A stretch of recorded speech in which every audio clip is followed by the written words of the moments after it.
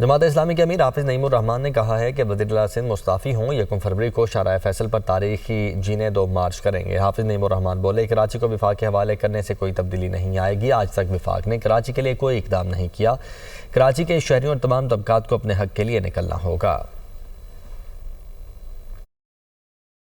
Chief minister صاحب کو step down کرنا چاہیے۔ اب وہ یعنی شہر کے لوگ کیا کریں؟ گٹر میں گرتے ہیں، ٹرالوں کی نظر ہو جاتے ہیں، آگ سے جلتے ہیں۔ 1 فروری کو ایک تاریخی مارچ کریں شارع فیصل پہ، اور ایسا مارچ کریں کہ یہ ہل کر رہ جائیں، اس لیے کہ یہ اس طرح نہیں مانیں گے جب تک شہر کے لوگ نکل کر جو ہے وہ اپنے آپ کو نہیں منوائیں گے۔ یہ اسی طرح سے مارتے رہیں گے، یہ اسی طرح سے جلاتے رہیں گے۔ یہ منی پاکستان ہے، یہ معیشت چلاتا ہے پورے پاکستان کی، اس کو کوئی اون نہیں کرتا۔